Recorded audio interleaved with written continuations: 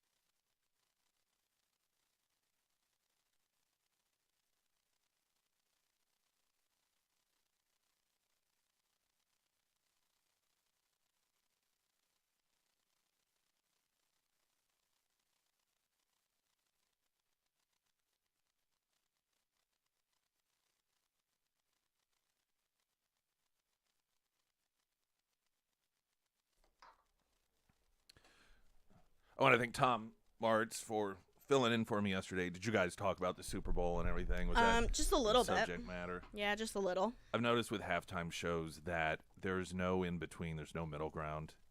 Nobody can just be like, "Oh yeah, it was pretty good." You either hate it It was awful. It was horrible. And I need to let everyone on social media know, or it was fantastic. And if you didn't love it, why you didn't. Something's wrong with you, obviously. But I just don't know what I go into it any longer, and I'm like, all right. Oh, that's pretty good.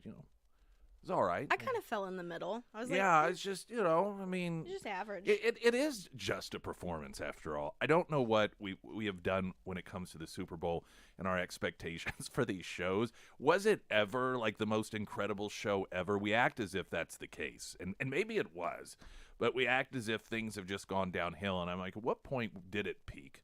And I don't know. Maybe some people thought, more the iconic, the Prince type performances, and you wonder if some of it's generational. But I wish that I think it'd be cool if they just did like this huge, massive thing, and it's all high school bands or something. Ooh, yeah, that would actually be kind of cool. Yeah, just do something like forget the celebrity part of it. Some people are mad at her because I guess the woke left. She's supposed to be boycotting the NFL. I don't know, whatever.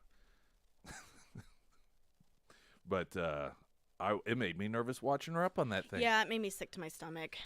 I'm terrified of heights. I used to not be, and I remember the moment I got triggered to where now they really bother me. And I wonder if she had some sort. I don't know. I don't know, because I think she just like walked off the platform and was on like the ground I think level. There'd be some cabling or something should she have fallen. But yeah, nope, not me. Yeah, I was not a fan of watching that. I mean, if you are an artist, most artists don't have stage fright. Some do. Barbra Streisand is known to have it, and some others that you would not think. But if you did have it, and then they're going to throw that on top of it, like, by the way, we're going to raise you way up. Ugh, you think she practiced? Surely. I would assume. Yeah, must have. All right, so Michigan State University Police Public Safety announced early this morning that the 5 wounded victims in the shooting on the school's campus last night remain at Sparrow Hospital in critical condition. The shooting inside an academic hall on university grounds also left 3 people dead. The gunman, a 43-year-old black male, not affiliated with the university. They seemed to determine that pretty quickly. The suspect was eventually found dead from a self-inflicted gunshot wound off the university campus, according to Deputy Chief. Now, this is probably going to get a little more of the same rhetorical call for a ban on guns, despite the fact that I'm sure that this was a gun-free zone. I mean, it is a university after all. And the insistence on many of the folks in our culture, and they're always supposed to be the best and brightest, right? Oh, these are universities. These are areas of higher learning. It does not take a whole lot to figure out that the places in this country in which people are most vulnerable to being shot in a non-domestic violent sort of scenario is a gun-free zone. But we just continue over, and it doesn't matter that increases the likelihood that somebody is going to end up being shot in one of those zones. Because here's what happens. People who are psychopaths look for gun-free zones. Or at the very least, they don't concern themselves with the fact that, there's a sign that tells me that I can't have a firearm on this campus. But who abides by it? It's the law-abiding people. Generally. You'll oftentimes get some concealed carries that take their chances. But generally speaking, people are completely vulnerable. And what is it that stops the gunman? A gun, whether it is the gunman turning the gun on himself or, and this is the part that just kills me, for those who push gun-free zones, if they're on the campus in this situation or they're in a school, what is the first thing that they do? First person they call, the first institution they call 911. Why? Because they're going to send people with what? Guns. That's the whole reason that you call 911, is so people with guns show up. So even through the action of people that want the gun-free zones, they demonstrate the reality. They get the reality. This is why they're not calling some counselor. They're not calling some, whatever, it's always a person with a gun that they call to come and save them. But if you say, well, here's an idea, because how about we just make sure that, since that clearly everyone here agrees that that's the answer, it is somebody else, the good guy with the gun. How about we just make sure that good guys can have them? Oh, no, we can't do that. The one factor that increases the body count in a mass shooting like this is time. Every 60 seconds that goes by, you have an increased amount, and they've done actual, breakdown of the number of people that will most likely lose their life when it is a gun-free zone. And whenever 60 seconds goes by, 2 minutes go by, 3 minutes go by, and waiting for a person or persons with firearms. PJ Media has a piece. The New York Times has an embarrassing epiphany about gun-free zones. They note that the New York Times may have finally figured it out after a murder took place in Times Square on Thursday night. The paper openly questioned why posted signs banning guns from the area didn't stop the violence. I mean, these people, again, these are supposed to be the thought leaders. Whether we're talking about university campuses, we're talking about the paper of record. They're like, whoa, maybe this doesn't work after all. The New York Times wrote, quote, "The shooting was the first since the creation of the expansive sign-posted zone," the police said in a statement, and it immediately renewed questions about whether such a designation can truly protect the area, the so-called paper of record reported.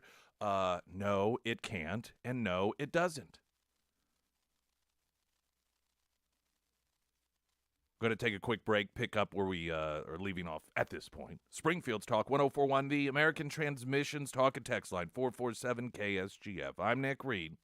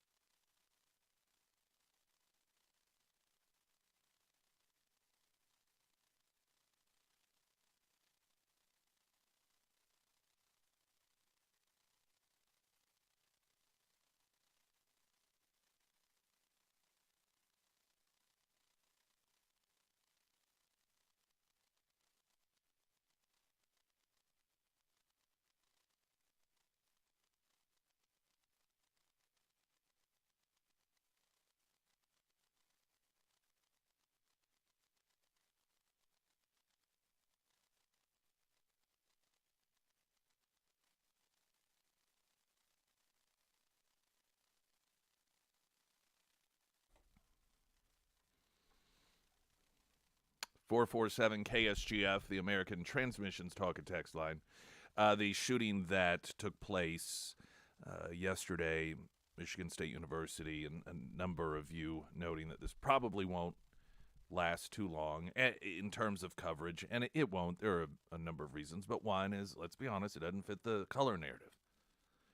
The color narrative is that white men are the biggest danger that this country faces, that it's white supremacists, that it's the radical right-wing white guys. And so whenever there is some sort of shooting or attack, if it isn't a white guy, then there really isn't much interest.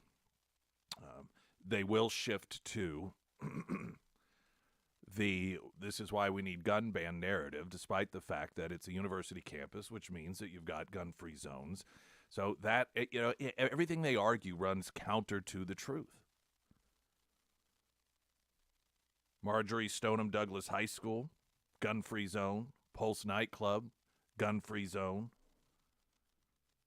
In fact, the Pulse nightclub shooter sought out numerous other potential locations, one of them being Disney World, but they had armed security there, so he decided that was not the place. He was looking for a gun-free zone. Sandy Hook Elementary School, gun-free zone. Virginia Tech University, gun-free zone. There was a breakdown done in 2018 by the Crime Prevention Research Center. And they took a look at the mass shootings that had taken place over a 60-year period. 97.8% of the mass shootings occurred in a gun-free zone. 97.8%.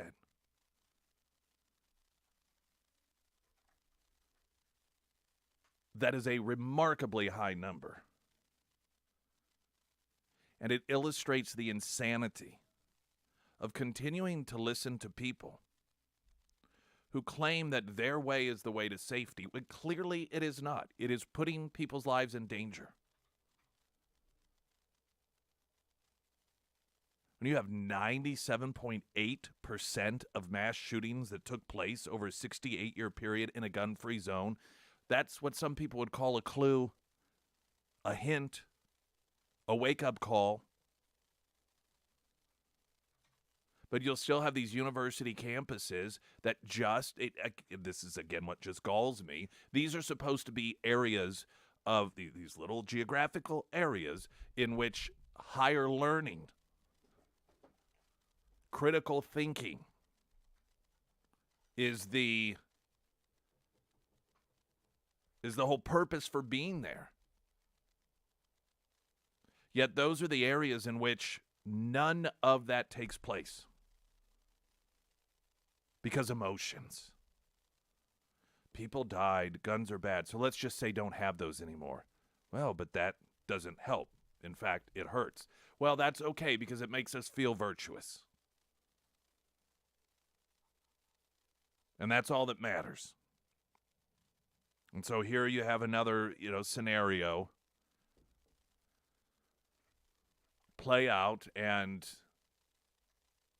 can't guarantee that, these are the situations we deal with. You don't know whether or not, if this was not a gun-free zone, if individuals were allowed to protect themselves as law-abiding citizens, would there have been fewer individuals killed and or shot? And, just don't know the answer to that. But what we do know are the facts.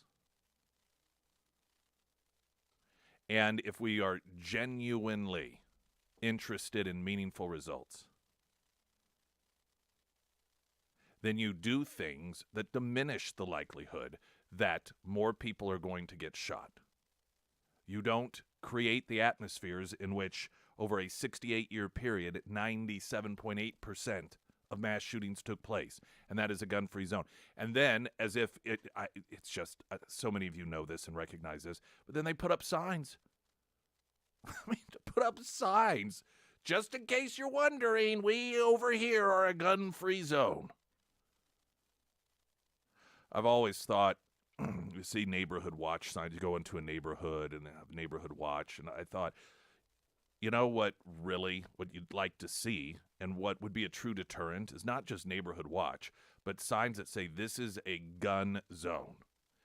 Homeowners in this neighborhood have firearms, they're trained, and they are willing to use them to protect their families.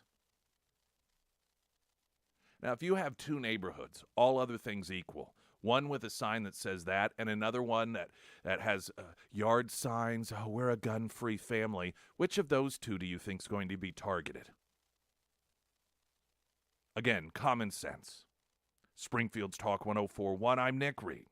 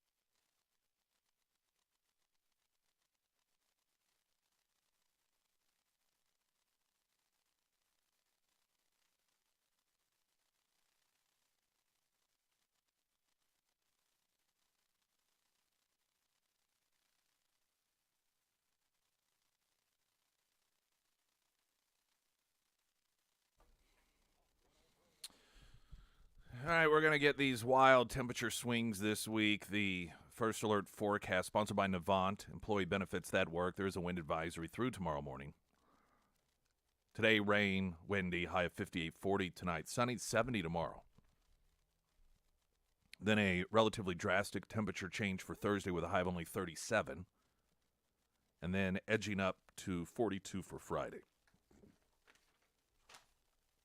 It looks like the 50s for the weekend, so we're getting there, getting a little closer to springtime.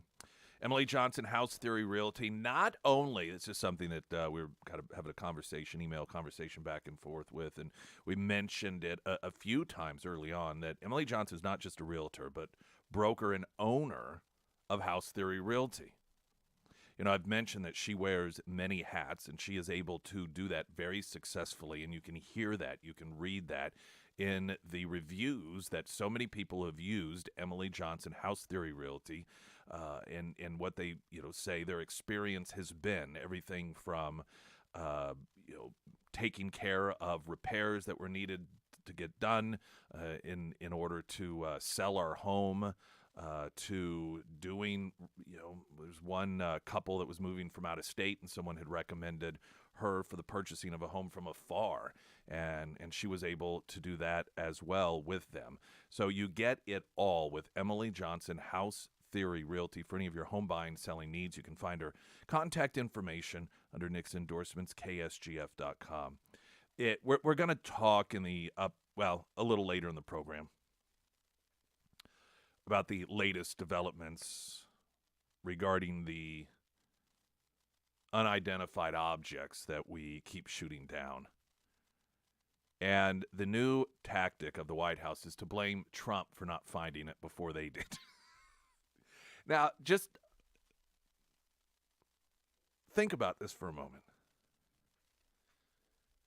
These are the same people who railed on Trump for accurately pointing out the fact that China, to one degree or another, had a hand in COVID, making it here to the United States. And, I mean, they railed on him, called him xenophobic. They claimed that he was creating anti-Asian hate.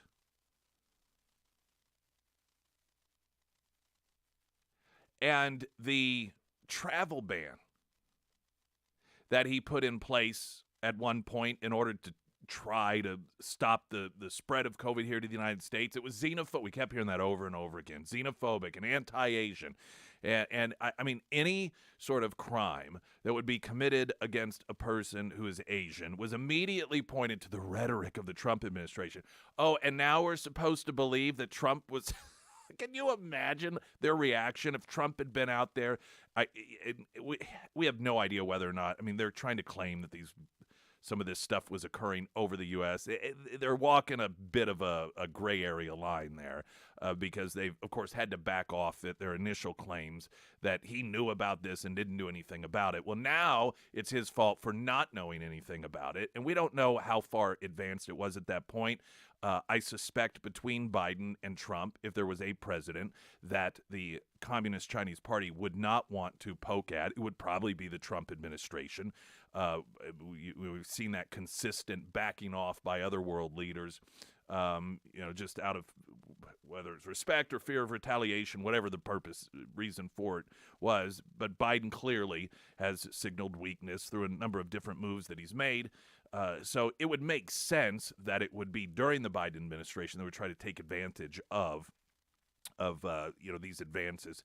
But just whatever the timeline was,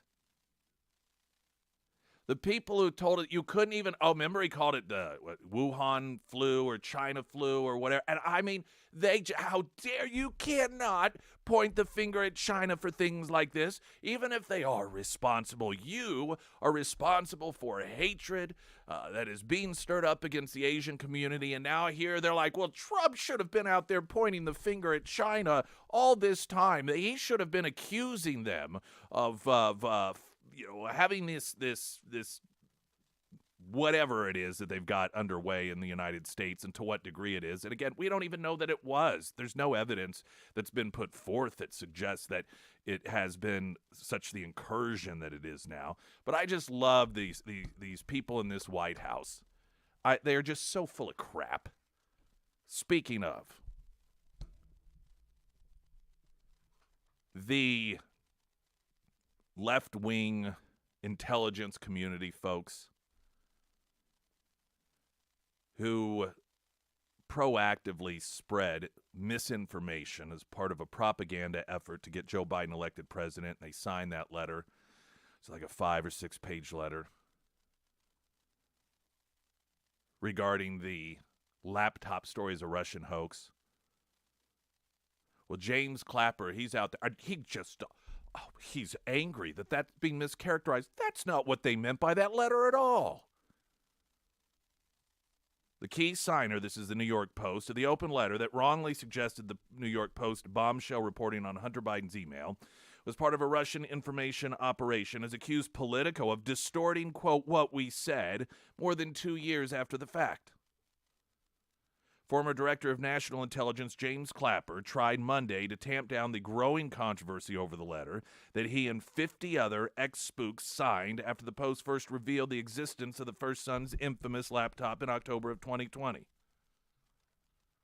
Their public statement, now the subject of investigations by the Republican-led House Judiciary and Intelligence Committee, was first reported by Politico and later seized on by then-candidate Joe Biden. Clapper told the Washington Post, there was message distortion. All we were doing was raising a yellow flag that this could be Russian disinformation. Politico deliberately distorted what we said. It was clearly in paragraph 5. I love how it was clearly there at the very end in little tiny writing that we gave ourselves an out. Clapper, who in 2013 falsely told Congress that the U.S. did not wittingly collect Telephone records of millions of Americans also claimed to have been unaware of how Joe Biden described the letter during the debate with then-President Donald Trump, according to the Washington Post. Well, of course, because he's a liar. And what they're referencing here is the fact that Joe Biden used Clapper and all of those other former and current intelligence individuals, their signatures on that letter. He used that in order to discredit the story. I don't remember Clapper coming out then and saying, no, that's not what we said. Do you remember that? When news outlet after news outlet after news outlet dismissed this as Russian disinformation, citing that letter that Clapper put his signature to, was Clapper out there correcting the record and making sure that none of us misunderstood what he meant? That's not what he was saying at all. No, you all are taking this to the extreme. No, he didn't. Because this is exactly what they wanted.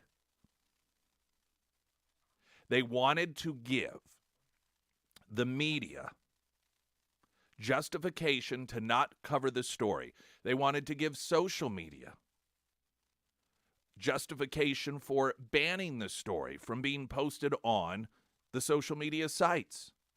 They wanted to give the Biden campaign cover, utilizing their names as credible sources, credible opinions when it came to that story. That the FBI obviously knew it was true because they had the laptop. All of these people, by the way, knew. This was a deliberate attempt to rig the election through disinformation from the left. And now that Republicans have the ability to start digging around a bit, you've got them, well, that's not what we meant. No, that's not. No, that, our words are being distorted. And so the very people who ran a misinformation campaign are now trying to run another one on their previous misinformation campaign. Springfield's Talk 104.1, I'm Nick Reed.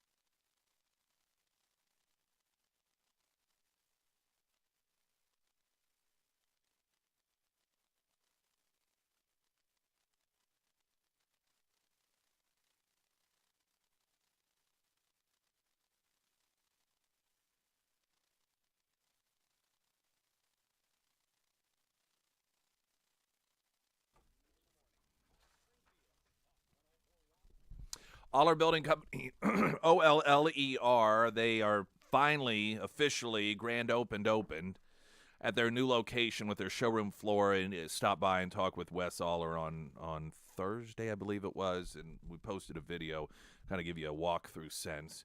And one of the things about it, and I've talked for a long time about if you're looking to move and you need a new home, but you don't like the remodeling aspect of things.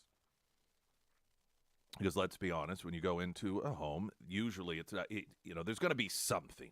For most people, something you're like, we need to change that, we'll change this. And then a lot of times, time goes by and you don't actually do it, and you keep putting it off and off. If you are a pretty good decision maker, within 2 hours, you can have your entire home designed. The look on the outside, the look on the inside, all from that showroom floor. Aller Building Company, OLLER. Find them online. You can get their location that way. It's in Ozark. James Clapper is not the only one who is claiming that that letter was taken out of context, that they all signed, claiming that that laptop had all of the signs of Russian disinformation, or the laptop story did. Clapper said that he and the 50 other members of the intelligence community were raising a yellow flag, not a red flag, it was a yellow flag. Oh, it's a yellow flag. Then candidate Joe Biden referenced the unfounded allegations during the final debate with Donald Trump, calling the Post reporting of his son's email a Russian plan and a bunch of garbage. Earlier this month, the House Judiciary and Intelligence Committees demanded interviews with Clapper and 11 other letter signers. They included former acting CIA Director Michael Morell, who the Washington Post said Monday had organized the open letter. Also on the list, Thomas Fingar, a former top State Department intelligence official who also blasted Politico to the Washington Post. See, they're all finger pointing now. Fingar said, "No one who has spent time in Washington should be surprised that journalists and politicians willfully or unintentionally misconstrue oral or written statements." Now, this is what is absolutely perfect. The statement we signed was carefully written to minimize the likelihood that what was said would be misconstrued and to provide a clear written record that could be used to identify and disprove distortions. Well, you know what else would have done that? Let's say that truly, genuinely, their position here is, oh, we never thought it was Russian disinformation. Do you know what would have prevented any newspaper outlets or media outlets or elected officials from misconstruing what you said?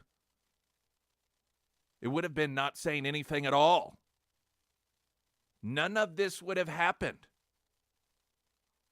had you not collectively, with 50 other people, put your credibility on the line with a letter that was sent out there, and you watched the entire run-up to the election, media outlet after media outlet after media outlet, use that to claim there was Russian misinformation.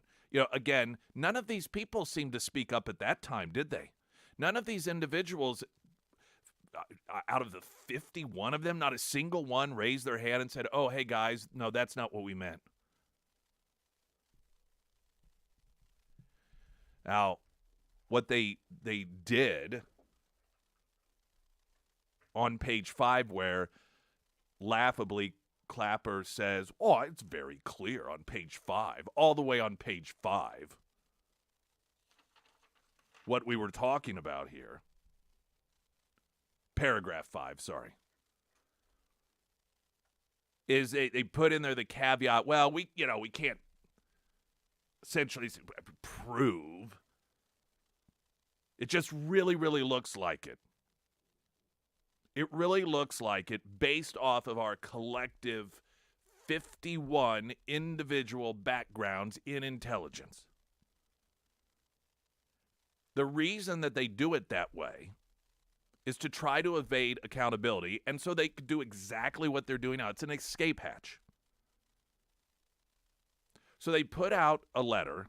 Clearly the intent is to alter the outcome of the election. Clearly the intent was to get Joe Biden, or to help him get elected, by dismissing something that they feared could be very damaging and show the world and the American voters that the Biden family is compromised. So they write up a letter that they know the whole purpose of it is to be used for those reasons. But you put in there, oh, by the way, I mean, we can't actually prove this, but hey, we're experts. And now that there's an investigation into it, that is the escape hatch. No. See, we put there in paragraph 5, but we weren't claiming that we knew this was Russian disinformation. You are construing what we said. These people are horrible, awful people. They're terrible people. And the fact that you have media outlets like CNN and some of these others that still have these individuals on as experts. In what capacity? Because they are either collectively very bad at their jobs, or they're liars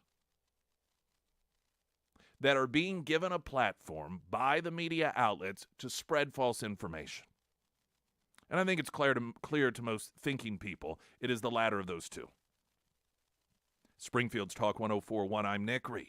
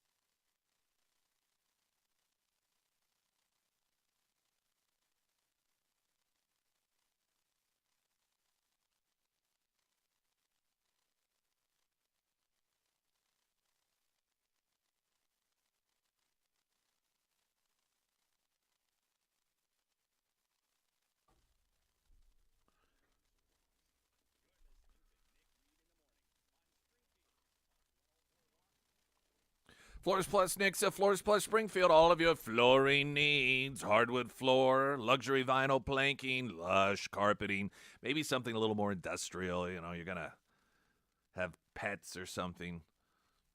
It's going to be a little side room, rec room. They're going to be able to help you out, whatever it is. Whether you're looking to impress or just looking for something that's durable. And then, of course, Plus of Floors Plus, customized tiling, backsplashes, and more. Again, Springfield location and Nixa location. And they have 0% financing, 12 months. That's a pretty darn good deal with interest rates doing what they're doing as of late. Floors Plus Nixa in Springfield. There's yet another study that has come out showing that masks make at the most little to no difference in preventing spread of COVID. Do you know there are still some areas that require you to wear a mask in the country? Of course, hospitals, some hospitals do. They're a little, depending on the hospital you go in, sometimes they're a little more lax than others. The stance by the Center for Disease Control Prevention on face masks has taken many twists and turns throughout the COVID pandemic. After initially claiming face coverings weren't necessary, the CDC changed course in April of 2020, calling on all Americans, even children as young as 2-year-olds, or as young as 2 years old, to mask up. That September, then CDC Director Dr. Robert Redfield said during a Senate hearing that, quote, face masks are the most important, powerful health tool we have, even suggesting that they might offer more protections than vaccines themselves. Those recommendations likely played a large part in 39 U.S. states eventually enacting mandates on its citizens. Well, of course it did. Now a new scientific review, led by 12 researchers from esteemed universities around the world, show that widespread masking may have done little to absolutely nothing whatsoever to curb the transmission of COVID-19. Published by Cochrane Library, the review dug into the findings of 78 randomized controlled trials to determine whether physical interventions, including face masks, hand washing, lessen the spread of respiratory viruses. The new scientific review suggests that the widespread masking may have done little to nothing to curb the transmission. When comparing the use of medical surgical masks to wearing no masks, the review found that wearing a mask may make little to no difference in how many people caught a flu-like illness, COVID-like illness. There were 9 studies, 276,917 people, and probably makes little or no difference in how many people have the flu COVID confirmed by laboratory tests. 6 studies, 13,919 people. Next, the review compared medical surgical masks to N95 respirators, or P2 respirators, which are used in Europe. It found that wearing N95 P2 respirators probably makes little to no difference in how many people have confirmed flu, and how many, and may make little to no difference in how many people catch a flu-like illness or respiratory illness. The 78 studies looked at participants from countries of all income levels. Data was gathered during the H1N1 flu pandemic in 2009, non-epidemic flu seasons, epidemic flu seasons up to 2016, and the COVID-19 pandemic, the study authors wrote. So this is not, this is a very long, this wasn't just about COVID. This is data that they've been gathering for a very, very long time, going back to 2009, and found that the masks ultimately, really, truly did not make any sort of meaningful difference. And you look at how that was used as a weapon. I remember a news story from a business owner here in Springfield. And you had, he made it was in the news, and I believe it's because they weren't wearing masks in the facility. It was, they were not following one of these recommendations that turned out to be meaningless. And you had elected officials reaming this guy as if he was some great danger to our society. It's shameful. Shameful. I wonder whether or not any of those people that were targeted ever got a call, a phone call, an apology. You had a former mayor utilizing a Facebook page, targeting businesses that they claimed would dare not allow people or dare not force people to wear masks. You had people being encouraged to call 911.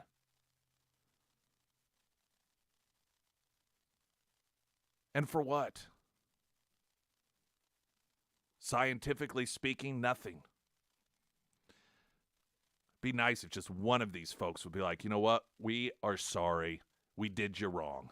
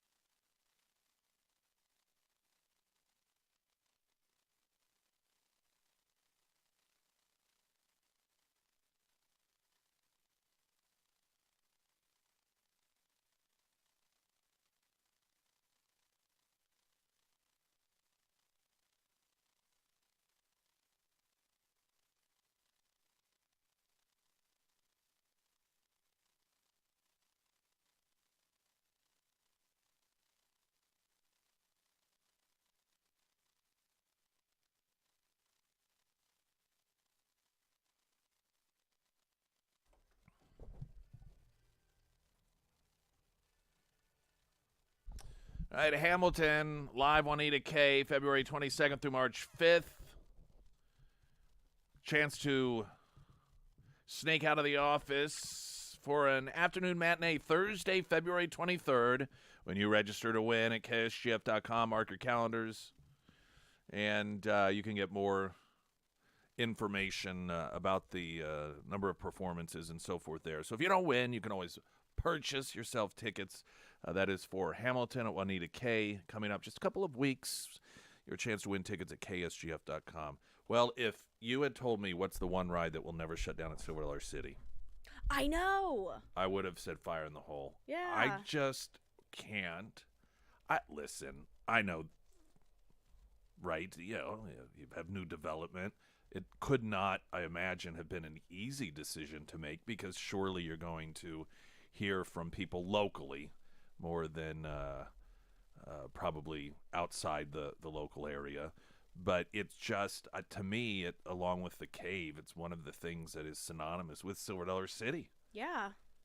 I wonder if people will do like some sort of online petition to save Fire in the Hole or to move it. I'm not sure. Yeah. I've seen a lot of people that were not happy with that. Well, sure. If you've been going to Silver Dollar City your whole life, that is part of it.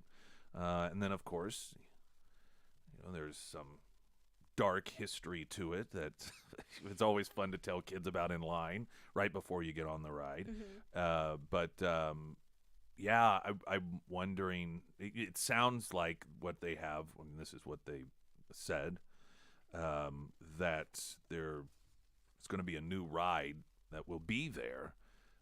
But yeah, I wonder if people are going to say, well, can't you just move it? Can't you just like rebuild it somewhere else in the park? And I'm sure these are all things that were talked about and discussed. And but man, if that would be the one ride I thought would never ever go away. Was that not the first ride there? I don't know. It's been there 51 years, 51 years, I think. I want to say I believe it is. I that's the assumption that I've always been under. Other than maybe I think. Well, the official, like the first ride was the Frisco Silver Dollar line. Oh, with a train, right? Well, we saw what happened with that last season. Yeah, clearly. Clearly a death trap. No, I'm kidding, obviously. I got to really get that out there. Just kidding. We love SDC. We, season pass holders, you haven't gotten our season passes this year yet. But, yeah, we haven't told the girl child yet. Last night, my wife, she goes, did you tell her? I said, no, I haven't told her. Or she asked if she knew. I said, no, I don't know if she knows or not. But, just have to break it to her gently, I suppose. Nikki Haley announcing officially that she is running for President of the United States. We'll have that here in just moments. Jason Rima with the latest news update.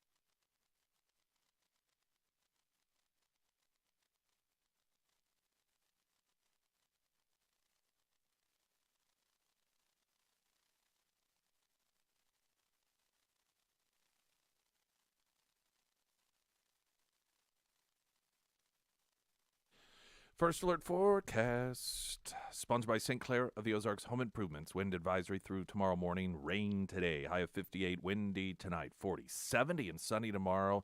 Then Thursday, cold front coming in. 37 the high. Friday a bit warmer with a high of 42. All right. Nikki Haley announces presidential campaign. It's time for a new generation of leadership. Former South Carolina Governor and UN Ambassador Nikki Haley announced today that she is running for president. seeking the Republican nomination for the 2024 election. I wonder if the media is going to make a big deal out of the fact that she's the first. I don't know. Is she the first? Well, I was going to say woman of color to run for president. Kamala did, but Kamala never made it to the first primary. But we did hear a lot about her being a person of color. I wonder if Nikki Haley will also get that same sort of gushing treatment. I suspect she will not. In a video message posted on Twitter, Haley touted her record as South Carolina's governor while looking to the future and the needs of the country, saying it's time for a new generation of leadership. Haley identified numerous threats facing the country, from the socialist left to Russia and China, warning that there are those who see the United States as vulnerable. Quote, "They all think we can be bullied, kicked around. You should know this about me. I don't put up with bullies. And when you kick back, it hurts them more if you're wearing heels." Haley joins former President Donald Trump in the race for the GOP nomination. Haley served in Trump's administration as the U.S. ambassador to the UN, leaving at the end of 2018 on good terms with the president. Haley publicly broke away from Trump following the January 6, 2021 Capitol riot, with statements condemning Trump for his words leading up to the event of that day, as well as his persistence in declaring that the 2020 election was stolen from him. In January, Trump said Haley called him to discuss the possibility of her running against him. He said he told her, quote, "Go by your heart if you want to," telling her that she should do it. Trump then appeared to take a dig at Haley, noting that she had previously publicly said she would not seek the White House run in 2024 if Trump ran again. The former president again took a mild shot at Haley in an interview with Hugh Hewitt earlier this month, saying Nikki suffers from something that's a very tough thing to suffer from. She's overly ambitious. The field of Republicans seeking the party's nomination is expected to grow significantly in the coming months. Rumored possibilities include, of course, Florida Governor Ron DeSantis, Haley's former South Carolinian Senator Tim Scott, and other former Trump administration officials, including Mike Pompeo and Vice President Mike Pence. Bolton, I've heard his name also tossed around a bit there as well, I think by Bolton. So Nikki Haley jumping in.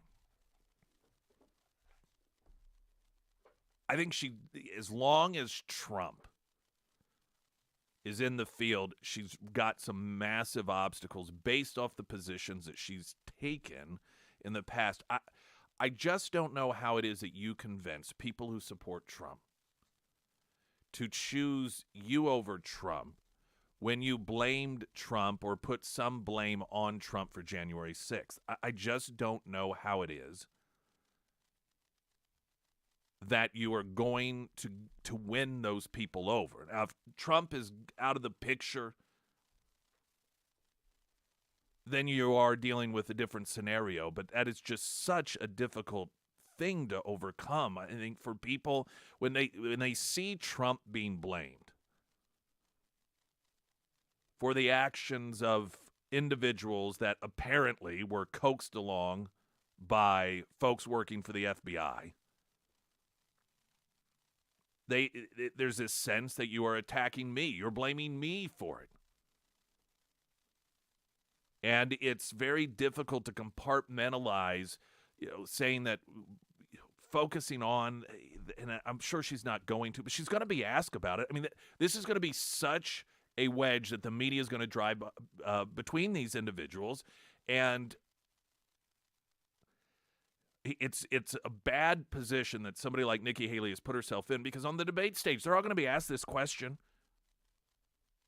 do you think Trump's responsible for January 6th? They're going to do everything they can to get Republicans to accuse Trump of being responsible for an insurrection. And, again, this is the position that they put themselves in. If they say no, and they've in the past did indicate that it was, Trump had some hand in responsibility, then they can accuse them of, if it's Nikki Haley, for example, accuse her of changing her position in order to score political points. If she does hit out at Trump, then they can use that to alienate Trump voters from her. And every one of these other candidates, just mark my words, on the debate stage during the primaries, if Trump is up there, which I don't see any reason why he would not be, that is going to be a question they ask. Remember the question, what the wedge question was the last time that there was the primary? It was, will you support the Republican nominee, whomever it is? And Trump was the only one who wouldn't raise his hand. They thought, oh, we really got him here. And then, of course, immediately you had Republicans signaling that if he did get the nominee, that he may not get their vote. But it was all done in order to drive a wedge, to create a wedge. And this time around, instead of do you pledge to support the Republican nominee, whomever it is, the wedge question will be, do you think Trump holds some responsibility for the riots on January 6th? It's going to come. Just prepare yourselves.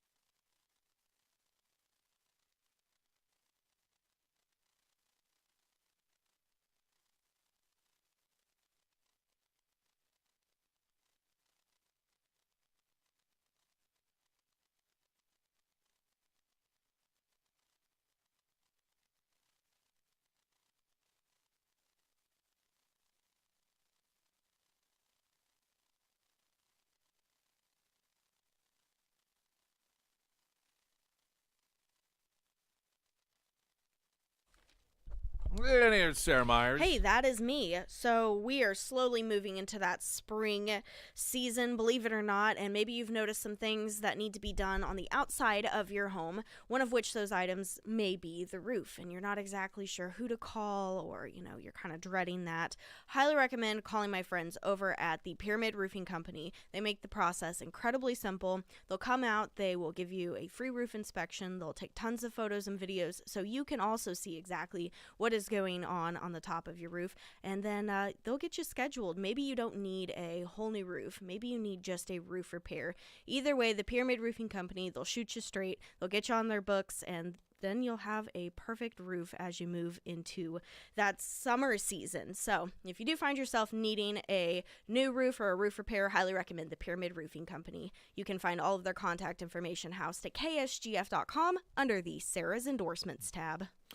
Someone on the American Transmissions talk and text line said that his wife said the flooded mine was there before fire in the hole. That could be. I'm sure it's not that difficult to find out, but that sounds legit. For someone who is a local, I really don't know that much history about Silver Dollar City. Well, shame on you. I know. Shame on you. I know. Okay. California's electric grid faces years of potential blackouts and failure as state leaders continue pushing aggressive measures to force a transition to so-called renewable energy sources, policy experts tell Fox News Digital. So in other words, they continue to run in the state of California into the ground. The governor of this state, considered one of the most hopeful future presidential nominees of their party, the Democrat Party, Gavin Newsom. The state's grid, which is still mainly powered by fossil fuels, is undergoing a major shift from natural gas and coal power to renewable power like wind and solar, which of course take traditional power to build. Simultaneously, state officials are pushing an electrification of the economy, particularly in the transportation sector through electric vehicle mandate, which is expected to increase pressure on the grid. Now, this is one of the, of course, just absurd pushes that we get from the left. They are trying to force a transition to less reliable and more expensive electricity while forcing people into buying vehicles that are run by that form of power. Going so far as to outlaw sales of vehicles that are not electric-powered vehicles by 2035.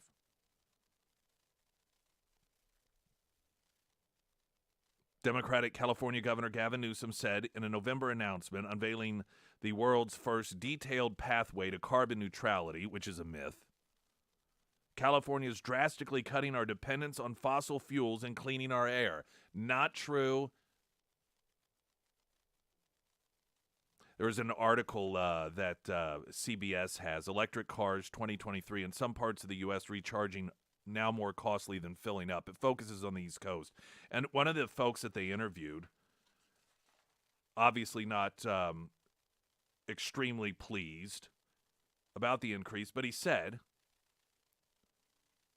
I always thought it was hype. I didn't care that much, but it's so relaxing talking about electric vehicles.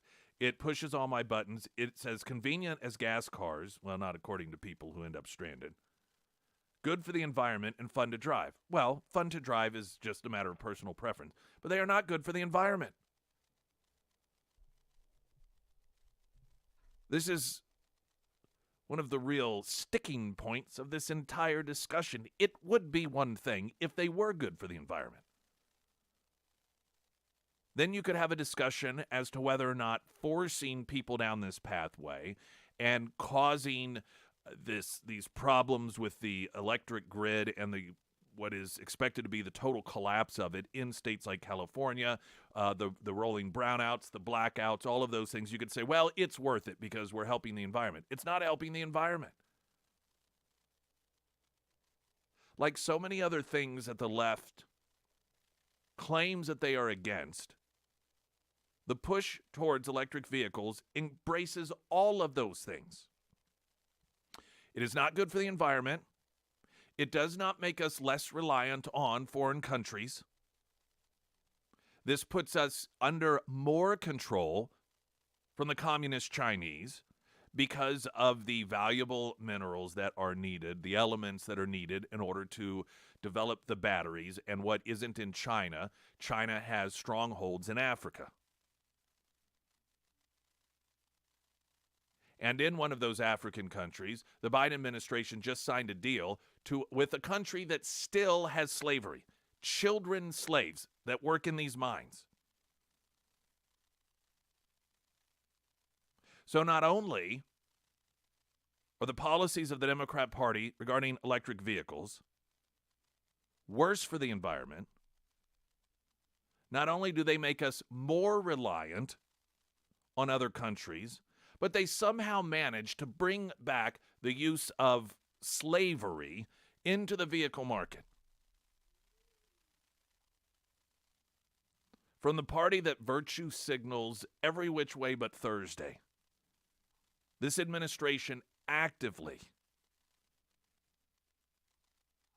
is utilizing slaves to push their electric vehicle agenda. You know, there was that film that came out some time ago, Blood Diamonds. Didn't see it. But it made some waves to a degree, and people were wanting blood-free diamonds. I wonder if there will be any sort of film, any sort of marketing effort to make people who purchase these electric vehicles that are being, the components to them being mined by slaves, whether or not there will be any sort of effort to illuminate that fact. Will there be any pushback from the left? Or I guess the left is going to have to decide here. What do they want more, an electric vehicle or to continue to be against slavery? Because with these deals that are being signed by the current administration, you can't have both. I mean, you're going to have to pick one or the other. If you want your electric vehicles, you're a supporter of slavery. Oh, and black slaves at that. Springfield's Talk 1041. I'm Nick Reed.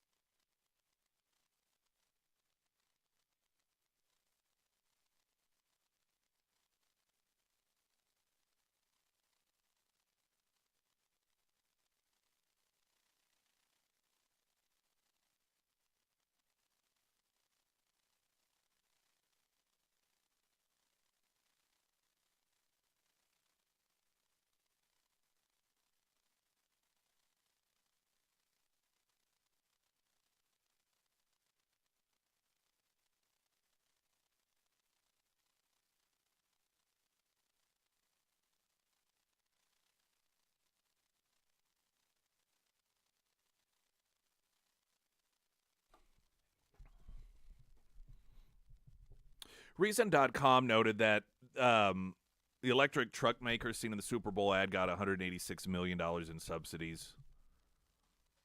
Stellantis, one of the largest automakers on the planet with billions in cash on hand, got a generous handout from the state of Indiana for choosing to build its battery manufacturing plant there. They were the company that had a 60-second spot titled Premature Electrification, and it was a parody of a pharmaceutical ad. The all-electric version of the 40-year-old Ram will not be available until late next year, but it boasts of a 500-mile range between charges, which is currently unheard of for a truck. Reason notes it makes perfect sense that Stellantis, a company with a market cap currently valued over $50 billion, to shell out a few $1,000,000 to promote its upcoming entrant into the high-tech electric vehicle market. What doesn't make sense is that some of those trucks will likely be made with considerable help from taxpayers. In May of 2022, the company announced a $2.5 billion joint development deal with Samsung SDI, in which the companies will build an EV battery manufacturing facility in Indiana. The factory, which is expected to begin production in early 2025, will supply battery modules for a range of vehicles produced at Stellantis' North American assembly plant. At the same time, Fox Business is reporting that the Biden administration is dangling $7.5 billion Tesla subsidy if Musk unlocks supercharging network. The story reads, Tesla founder Elon Musk could miss out on a major windfall if the company keeps its electric charging stations exclusive. President Biden's Department of Transportation is set to offer $7.5 billion in subsidies aimed at propagating electric vehicle charging facilities nationwide, Reuters reported, citing administration officials.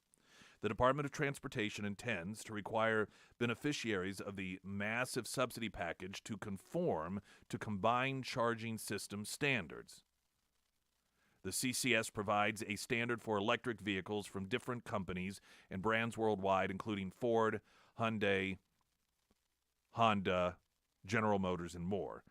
So evidently what's happening here is you've got the Tesla has its own particular sort of chart, like Apple products have their own charging cords, and there's $7.5 billion in subsidies that the Biden administration is dangling in front of these companies, mainly Tesla, saying if you want some of these subsidies, then you need to change your electric charging ports so that anyone can use them.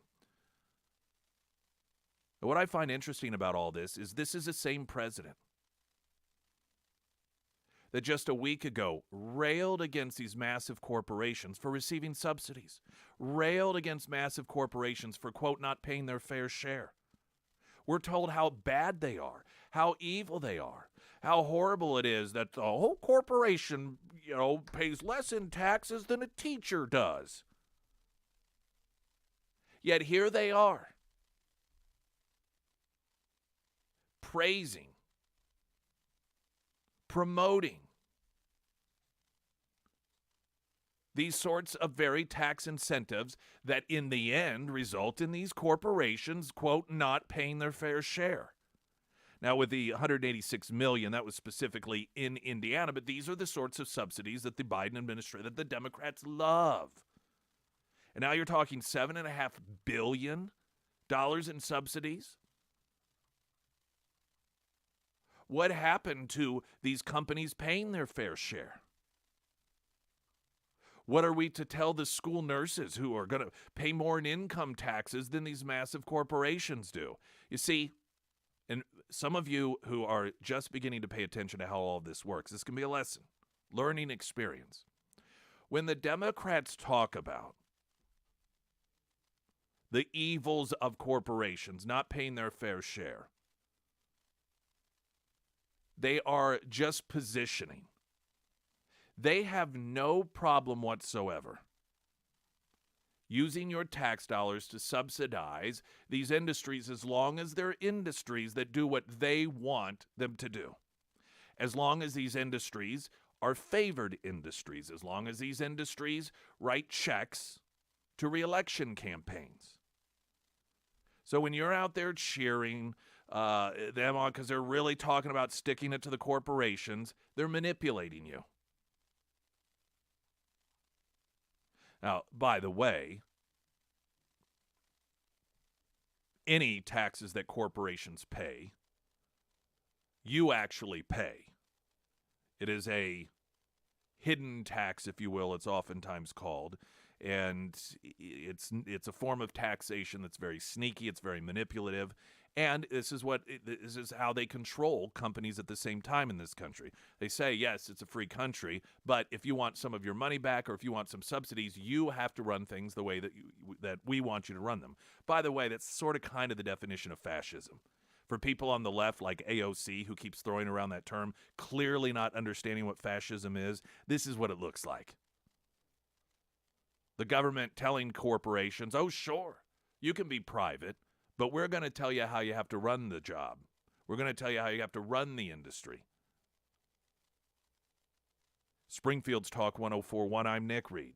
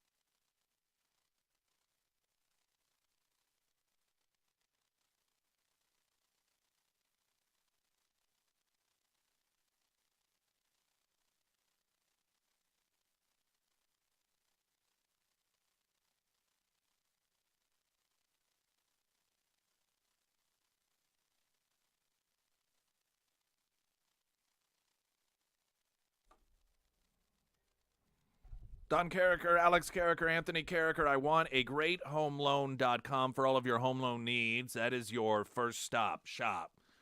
So you want to head over there. I saw Anthony. I forgot to ask him about it Friday, but I think it was Anthony. It was one of the Carrickers that had made a posting a couple weeks ago about how they had already, within a short period of time, dealt with two folks who had been told that they were pre-approved by wherever it was that they went. And then when it really came down to it, well, we didn't really officially pre-approve you. Sorry, we can't do that after all because we weren't aware of this or that. And they had been led to believe that they were in the clear, and so they immediately went to get taken care of at iwantagreathomeloan.com. So just make that your starting point. All right? It's my recommendation to you. iwantagreathomeloan.com because you do. Wind advisory through tomorrow morning. Rain, wind today. High of 58. 40 for a low overnight. 70 and sunny tomorrow. Then much cooler, colder even Thursday with a high of only 37. 42 Friday. And then into the 50s for the weekend. All right, let's talk about the unidentified aerial phenomena, as they are now being called. The president ordering U.S. officials yesterday to create an interagency team to investigate unidentified aerial phenomena after recently ordering military officials to shoot down 4 flying objects through North American airspace over the last 10 days. National Security Council spokesman John Kirby said during a White House press briefing the president, through his national security advisor, has today directed an interagency team to study the broader policy implications for detection, analysis, and disposition of unidentified aerial objects that pose either safety or security risks.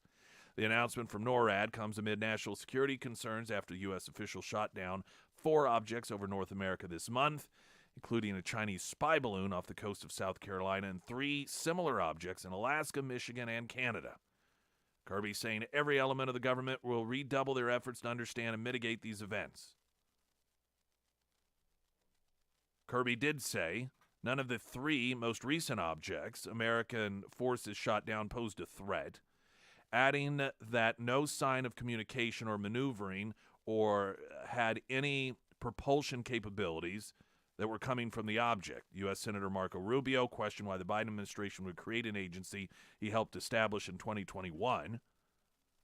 Rubio said on Twitter, "Why is the White House creating a new interagency team to monitor, investigate, and report on unidentified aerial objects when we already have at DoD AARO, which we helped create over 2 years ago?"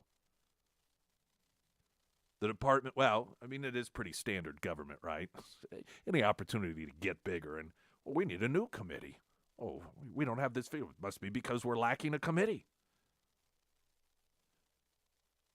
The Department of Defense announced last year the establishment of the All-Domain Anomaly Resolution Office, which partners with other U.S. federal departments and agencies to detect, identify, and attribute objects of interest, including anomalies, unidentified space, airborne submerged, and transmedium objects in several areas of interest. Rubio, who serves on the Senate Intelligence Committee in 2021, proposed a bill that called for the Unidentified Aerial Phenomenon Task Force after reports indicated objects were flying over the top of U.S. military installations.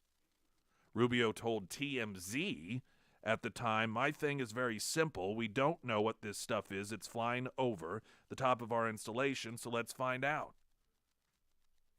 Kirby said during the press conference yesterday, Biden conducted the first ever daily intelligence briefing session devoted to this phenomenon in June of 2021 after noting that such unidentified aerial phenomena had been reported for many years without explanation or deeply examination by the government. Spokesperson for Senate Majority Leader Chuck Schumer said Monday, as reported by NBC, that Biden administration officials are scheduled to brief all U.S. senators on classified material about the unidentified objects on Tuesday morning.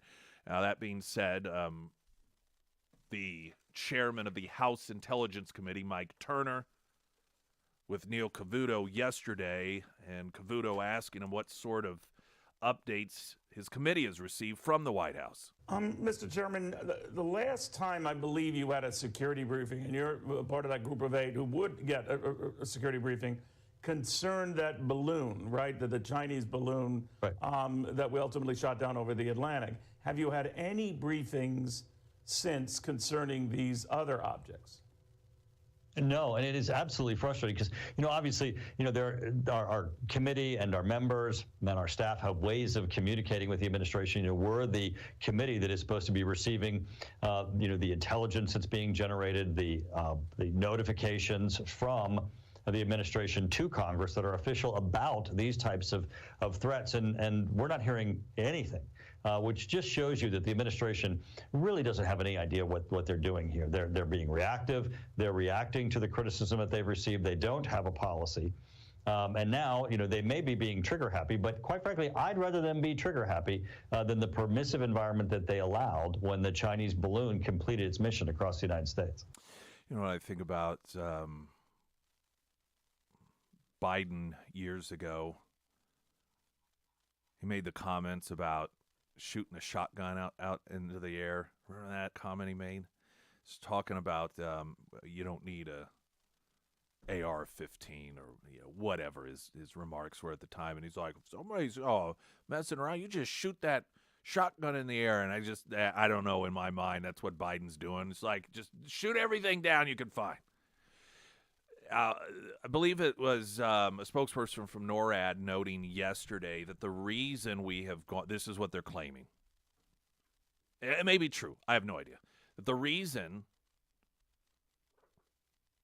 that we are all of a sudden detecting and shooting down all of these unidentified objects is because of a setting change on radar. That they had their settings not as sensitive as they could be, that they had their settings set so that smaller, slower moving objects would not be detected. I don't know why. I guess because it's annoying. Things would pop up and blip it, and so they're like, that's annoying. Can we turn that off? And somebody at some point was like, yeah, you can change the setting on this thing. And so they changed the setting on it, and then I suppose subsequent to the Chinese spy craft, someone said, oh, maybe we should change that setting back to the way that it was, and that's the reason that these different objects, the three specifically that were shot down, we say, were objects that, these things are there, they've been there, but we just didn't know it because of the setting change. It does seem to be very reactionary. It to me, and this may not be the reality of what's going on behind the scenes, but it strikes me as, well, we just have to shoot everything down now. Just it's one extreme or the other. There doesn't appear to be any sort of intellectual approach to the situation. It's we didn't shoot it down. The world or the American people did not react well to it. We looked bad because we didn't shoot it down. It looked like we were catering to the communist Chinese. So now anything and everything you see, just shoot it down. Shoot it down. Shoot it down.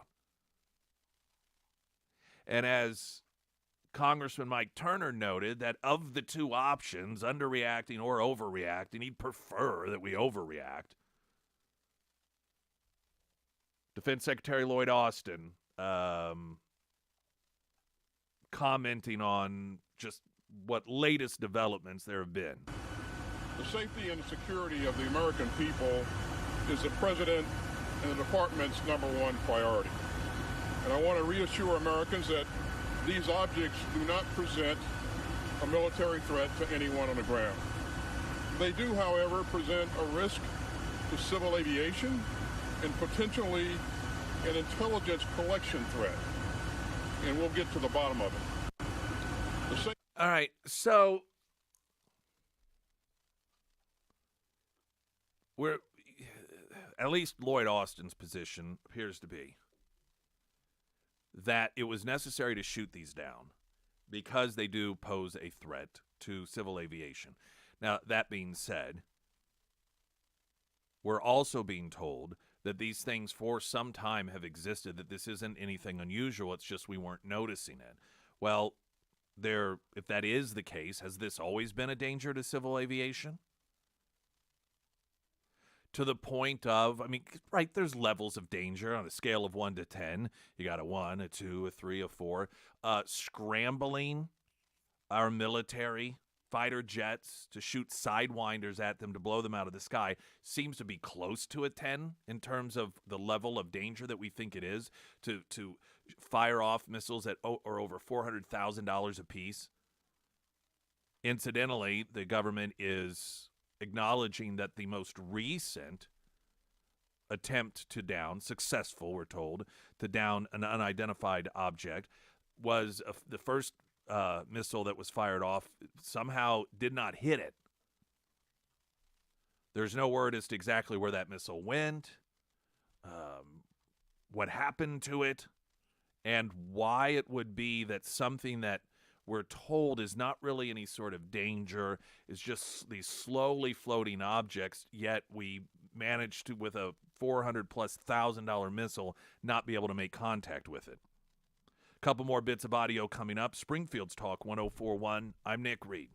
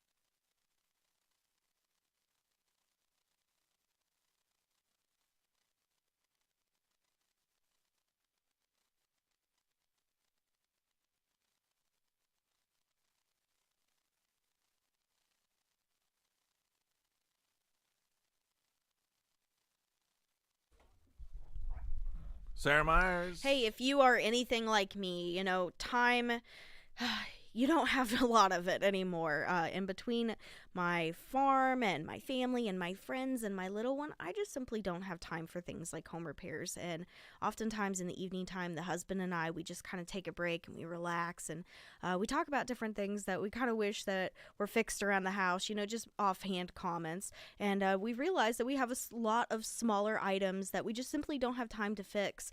So who do we call for things like that? Well, that's why I want to recommend my friends over at Beatles Property Maintenance. First things first, Beatles is spelled Beadles, and they do a variety of home repairs and maintenance. They can help you out with that small honey-do list of items that kind of piles up. Maybe your toilet's making a weird sound and you're thinking, oh, it's time to get a new one. Beatles can help you out with that. They can also help you out with lighting, electrical work, plumbing, all of those items as well. Or if you do find yourself with a bigger home repair item that needs to be done, like mold remediation or crawl space repairs or vapor barriers, they can help you out with those items as well. So whether you find yourself having a list of smaller items or just a big item, Beatles Property Maintenance is the company that you can call. Now you can find all of their contact information housed at ksgf.com under the Sarah's Endorsements tab.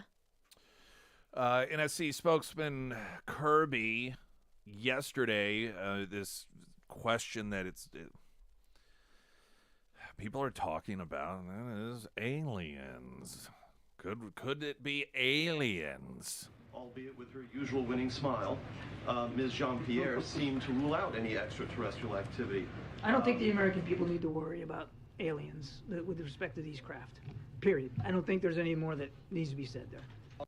Albeit with her so the interesting thing, and she was asked about it, and she kind of joked about it, and that was the follow-up there. I must say I don't know.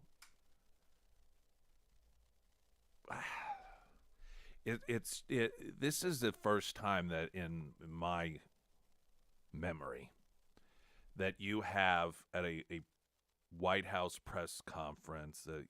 You have National Security Council spokesperson John Kirby legitimately being asked about aliens.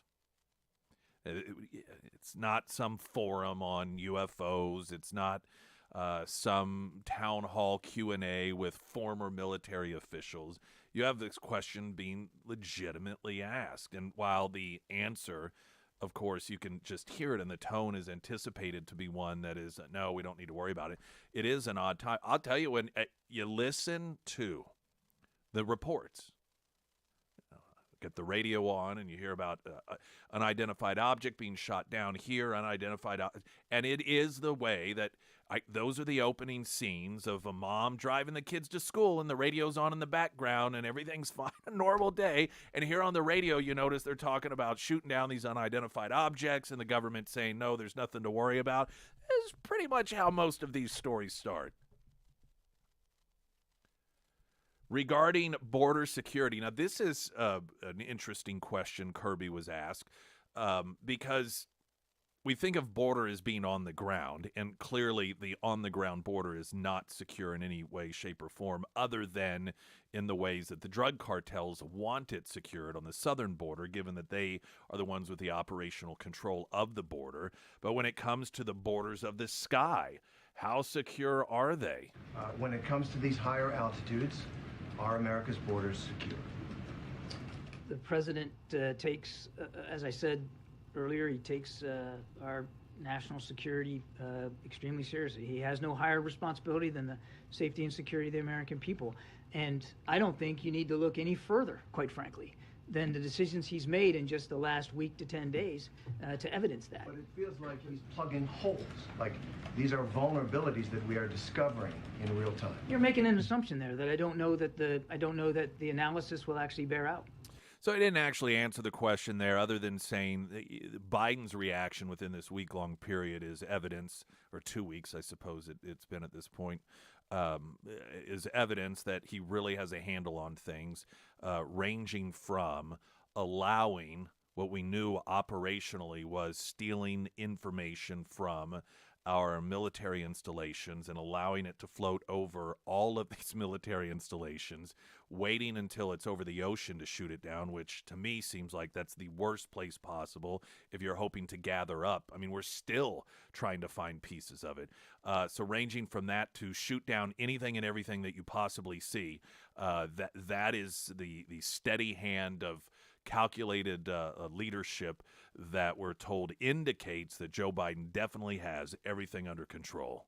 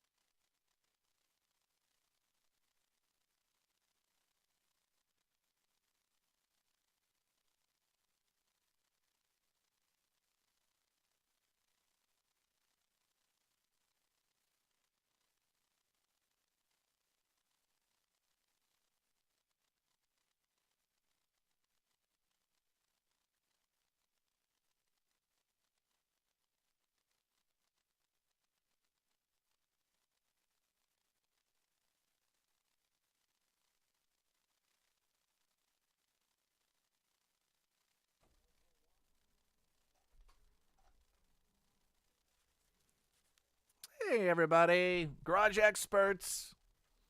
Boy, they are experts. The 3 Ps, they lead with that.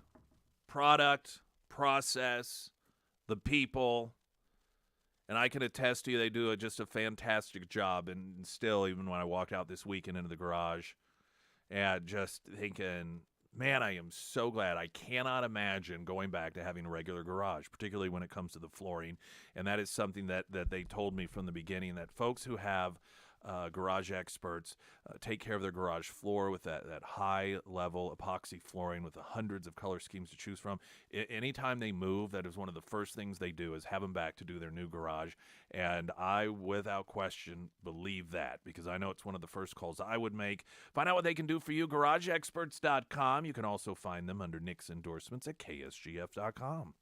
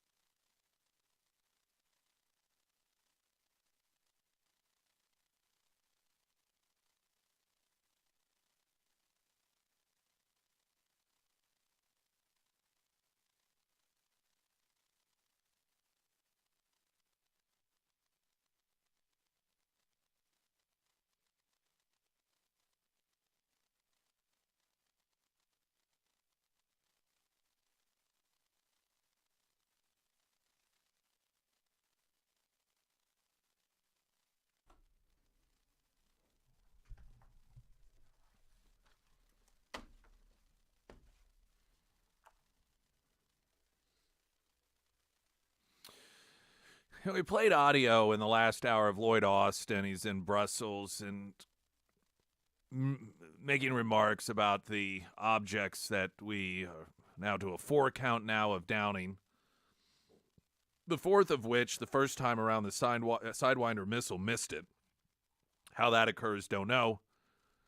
But the messages that were being given, to me, appear to be contradictions. And on one hand, you have Lloyd Austin saying, hey, listen, the reason, or maybe it was Kirby, noting that the reason that these items were shot down is because of the potential danger that they are to civil aviation. On the other hand, you have, again, I believe it was early morning from Brussels, Lloyd Austin saying, well, but we don't know what they are. And at the same time, they are not a danger to civilians. It just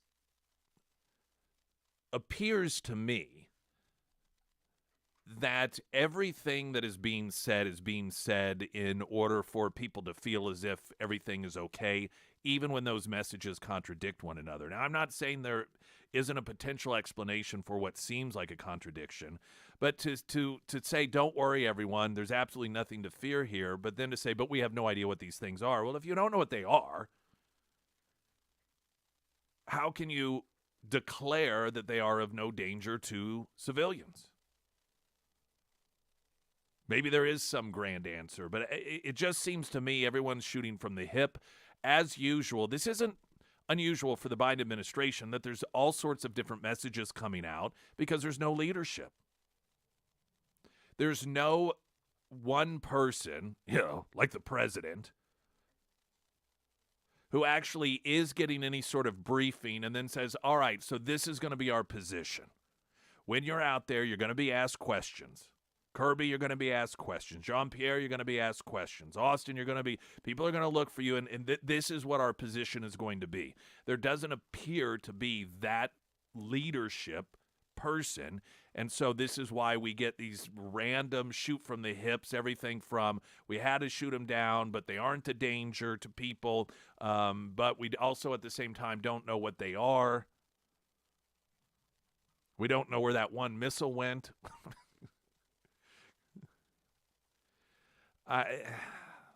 Congressman Burleson joined us on Friday from Scramblers, and he had noted that after Congress had received the briefing, it was not the sort of briefing that one walked away from feeling more secure about things. And that's based off the remarks that are being made by many of these people publicly. As a person who is a consumer of that public that information, I don't either. Kirby was asked sort of an obvious question: where's Biden on this? Why isn't Biden making? I mean, this is clearly significant. You have what we are supposed to believe is the President of the United States now ordering 3 unidentified objects shot down, and there's no conversation with the country. There's no address to the nation on this, and this is something that Kirby was asked about yesterday. Because it's so unprecedented, should the public be hearing from the President directly on this? We have been, I think, as transparent as we can be. I won't speak for the President's personal speaking schedule, but I mean, he has been deeply engaged in every one of these decisions. He's been kept informed, including as of this morning, on what's going on with recovery efforts, and he's very much staying on top of the issue and directing his team to make sure we are properly consulting and briefing not just members of Congress but state leaders as well, and of course, we're also doing what we can in the public sphere. That answer is more evidence that there is no one really in charge. The reason some of these questions that get asked, they are questions that really you should be prepped for. That is not a question out of left field. Shouldn't the president, I mean, this is unprecedented, should not the president be talking to the American people? And you can hear Kirby's a little, I can't really speak to his, I mean, there should be an answer right away, chambered, ready to go. But instead, you get these meandering sort of answers in which you can tell he's, the president, he's, don't worry. I mean, everything's fine. It's, he's directing his team. Yeah, his team. He's got everybody on the team being directed, and he's laser focused. Yeah, laser focused on things. That is not the answer that comes from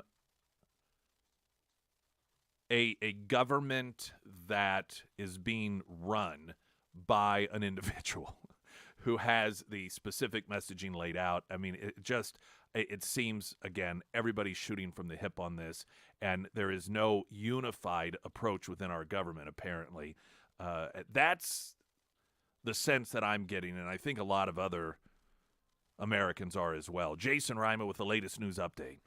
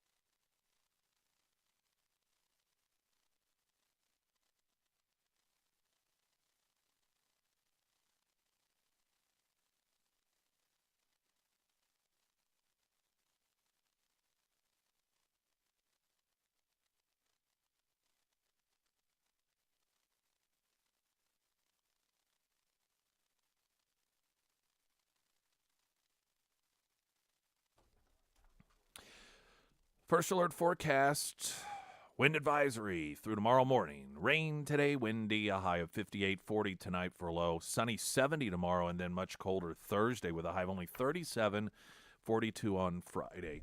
American Transmissions talk a text line asking, aren't these being shot down over land? Somebody could get hurt. This is, again, the contradiction in behavior. The reason we were told that the Chinese spy balloon could not be shot down over land, even miles and miles of uninhabited land, is that it might hurt someone. Now, why are we shooting them down over land all of a sudden? One explanation could be, well, we know that these aren't dangerous. However, the administration continues to say we don't know what these objects are. So, again, you can't not, on one hand, assure the American people that you are not in any sort of danger. You don't have anything to worry about. We can shoot this down over land. We don't have to worry about anybody being hurt. But then on the other hand, say we don't know what they are. I mean, this is what I'm talking about. It's just we're watching almost on a domestic level the chaotic reaction to this that is similar to the chaotic reaction to the withdrawal out of Afghanistan, where you had 100 different versions of what was going on. You had, the reality of what we were watching, total chaos, while the administration was instead describing it as the single greatest successful humanitarian airlift we've ever seen, claiming this isn't in the beginning going to be like Saigon, and then actual visuals of people clinging to aircraft. It's a different scenario in terms of what is actually occurring, but this lack of any sort of cohesive recognition as to what's going on. This everybody's getting sent out, and they're just saying whatever it is that they think is appropriate at the time, and what appears to be no captain steering the ship. To me, explains why it is that we continue to see this administration when it comes to dealing with these sorts of issues with 100 different stories from 100 different people. This is the personality of this White House. That, along with blaming Trump. President Biden's administration hit former President Donald Trump's administration for failing to detect China's ongoing surveillance balloon program yesterday. National Security Council Strategic Communication Coordinator John Kirby delivered an update on the issue after the U.S. shot down 4 high-altitude objects over the past week. He said, quote, when President Biden came into office, he directed the U.S. intelligence community to do a broad assessment of Chinese intelligence capabilities and ensure that we were working to detect and to protect against them. We were able to determine that China has a high-altitude balloon program from intelligence collected that connected to the People's Liberation Army. It was operating during the previous administration, but they did not detect it. We detected it, we tracked it, and we have been carefully studying it to learn as much as we can. So it's blame Trump. But here's part of the problem with their pointing the finger and blaming Trump. Apparently, the Biden administration was not aware of it until people began seeing it on the ground over Montana. Or if they were, they weren't willing to do anything of it. See, they want to now rewrite the very recent history as if they've been on top of this all along. Well, if you were, that's not a very complimentary description of how you handled it. Listen, it's one thing if something pops up like that out of the blue, like we don't know what's going on here. You're going to have some chaotic moments. But if we're supposed to believe, oh no, that they found all this stuff out ahead of time, it was the Biden administration, and it was not because it was actually seen by civilians, but because Biden is just so sharp and on top of things when it comes to the Chinese, that he discovered all these things, and that's the whole reason that we're even aware of these objects. Well, for people who seemingly were aware of this program, now they're telling us they've handled it pretty miserably. Springfield's Talk 104.1, I'm Nick Reed.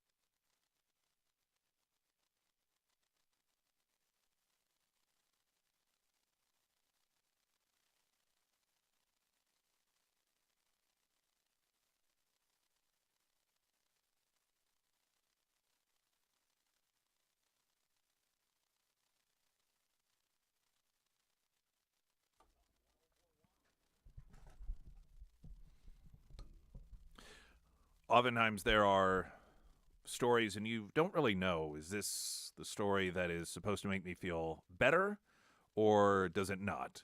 NORAD schedules midnight routine air defense drills over Washington, D.C. area. North American Aerospace Defense Command, a.k.a. NORAD, officials revealed in a news release that on February 14th, between midnight and 2:30 a.m. Eastern, in the National Capital Region, a live fly air defense Falcon Virgo exercise, which the official website describes as an intercept and identification operation during airspace security events. Lieutenant General Kirk Pierce said the defense of North America is NORAD's top priority, and NORAD remains on alert around the clock every day. It's an honor to serve our citizens. The announcement from NORAD comes amid national security concerns after U.S. officials shot down the 4 objects, and of course you know the background on all of that.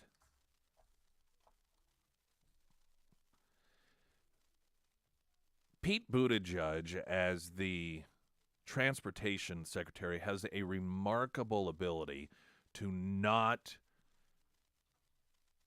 have any sort of connection to things that he should really be connected to, one would think. There has been this train derailment in Ohio, which, as Daily Wire notes, marks the most recent of several high-profile infrastructure disasters during his 2-year tenure. The derailment, which occurred February 3rd, caused a fire that lasted several days. Officials decided to evacuate all residents within 1 mile of the crash and initiated a controlled burn of the chemicals to mitigate the risk of an explosion. 5 train cars of vinyl chloride, a carcinogen that can contaminate water supplies, was released into the atmosphere in the form of massive plumes of dark smoke that were visible in eastern Ohio and western Pennsylvania. Buttigieg appeared at the National Association of Counties Conference on Monday to discuss matters such as racial equity in the construction sector. He soon faced pressure from several Republican officials who said Buttigieg had failed to address the crisis. Lauren Boebert, California, noted Buttigieg has finally emerged today, not a single comment about the train crash in Ohio. Instead, he bemoaned the whiteness of the construction industry. It's a miracle that this country is able to function at all under this regime. Representative Ann Paulina Luna, Republican Florida, said the official should be questioned by lawmakers, while Representative Lance Gooden of Texas likewise claimed that Buttigieg, quote, hasn't said a word on the ecological disaster more than 9 days after the crash occurred. Norfolk Southern, the company responsible for the derailment, provided the EPA with a list of cars affected by the incident and the substances they were carrying beyond vinyl chloride, toxic industrial chemicals such as ethylene glycol, ether, and a whole bunch of others spilled on the site. And now there are reports that it's worse than it was initially reported. But you do have, and I mean, this is, the guy noted his qualifications for being transportation secretary was that he rode on a train when he was younger. I forget if it was once or multiple times, and he really, really liked it. That was his qualification. And boy, are we seeing that pay off in dividends, aren't we? I mean, this is what, and there never have been so many, as the Daily Wire noted here, so many high-profile infrastructure disasters, whether it's railroad union stuff, the ports, the air issues with delayed flights occurring, shortages of flights occurring. Now you have this occurring, and it really is the sort of thing that sci-fi nightmare movies are made out of, where you have this sort of derailment. In fact, there's the one with Adam Driver. It may be Netflix. I think it's called White Noise. It wouldn't be to everyone's liking. I enjoyed it. But the premise of the central part of the movie was something just like this. And the derailment was caused by a semi-truck driver that wasn't paying attention. But it was a similar situation where there's a plume of smoke. It takes place in the early 80s, so the form of communication is essentially TV and radio, but the family trying to decide, are we safe, are we not safe, and then this mass evacuation of people in the area. So, I mean, it's the sort of thing that is serious enough that you have entire movie plots surrounding it, and here you have the guy who's in charge of infrastructure at a public event, and instead of even mentioning it, he talks about this. To work with your contractors, to work with your community colleges on building a workforce that reflects the community. We have heard way too many stories from generations past of infrastructure where you got a neighborhood, often a neighborhood of color, that finally sees the project come to them, but everyone in the hard hats on that project looking like, doing the good paying jobs, don't look like they came from anywhere near the neighborhood. Right. You can build community wealth that will help close wealth gaps in this country if we can tear down those barriers. But that happens at the delivery level. He's complaining that white people are stealing black people's jobs. This is what he's out there talking about. The left has this knack for focusing on aspects of issues that have no real relevance in reality. I mean, you look at, I saw a story today in Baltimore, 23 public schools in Baltimore, not a single child out of 23 public schools reached the required level of math that is necessary to be proficient in math. I mean, the bare minimum, that not a single student out of 23 schools in Baltimore. But what does the left focus on in public schools? Transgenders and drag shows.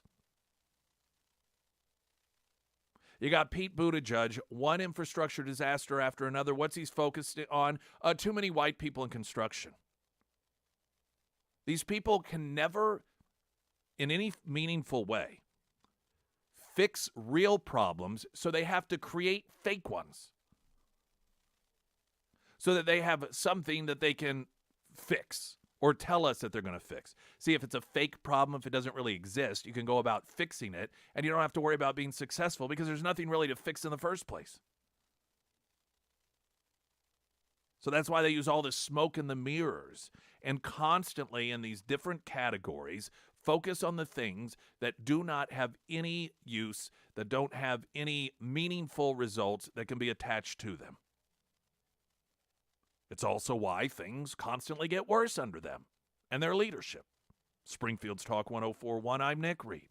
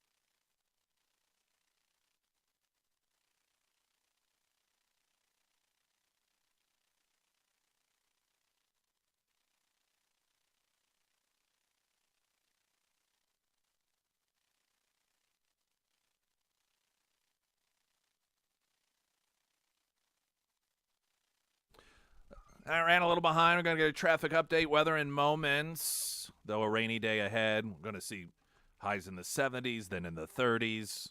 Springfield's Talk 104.1. I'm Nick Reed.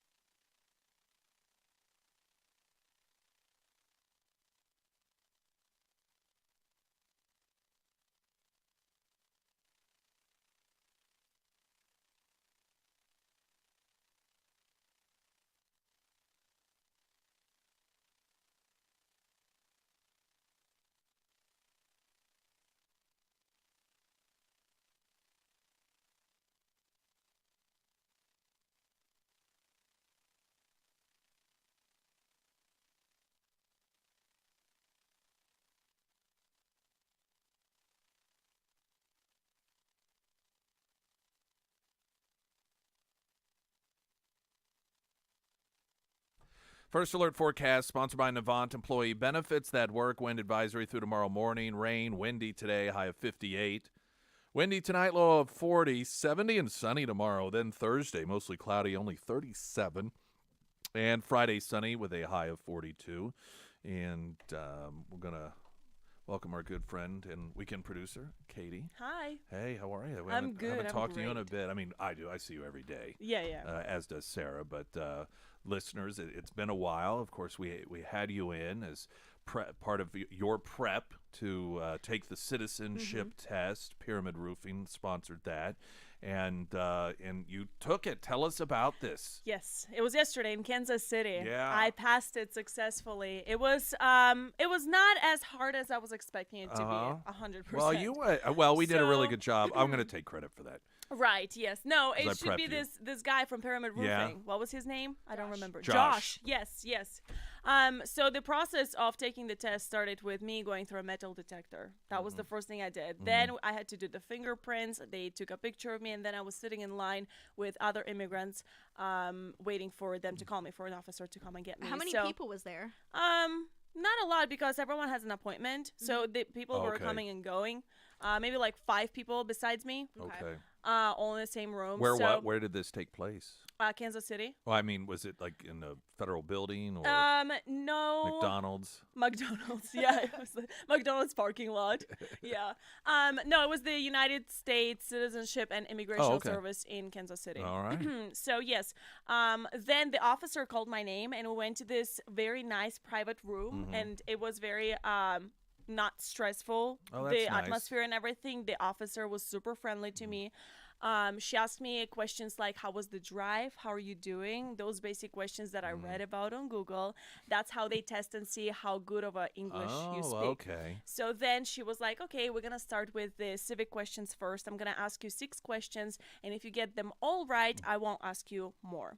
So I got them all right. Then it was Nice. the reading portion, and I had to read the sentence, George Washington was our first president. So that was the sentence I had to read. All Then a sentence that I had to write was, Washington was our first president. That was Okay. the sentence I had to write. And so after that, she was like, okay, we're going to go over your N400 form and just answer yes or no to those questions. And the questions were like, have you ever committed a crime here in the States? Are you a part of the guerrilla group? Have you ever been a part of a communist party? And things like that. And then she asked me if I follow and support the Constitution of the United States and if I'm ready to be loyal to the United States when it comes to war or bear arms. And I said yes, of course. And then I just had to sign, and that's it. I passed it. That's pretty amazing. Did they do a little confetti cannon? No, No? unfortunately. That's probably an oath ceremony, Yeah. which is coming up in 30 to 90 days. So you pass the test, and so then I guess it's a swearing in. Is that the Yes. but it's called? And they said it will be somewhere in this area. Somewhere So close you to where just- you live. Okay, so you'll just wait 30 to 90 days, and sometime in there they'll say, oh, okay, it's going to be this Yeah, upcoming it's going to Saturday. be a mail notice. And then you'll go. So does it feel official, or are you waiting for that for it to feel official? I feel like I'm waiting for that to feel official Okay. because that's like that last step.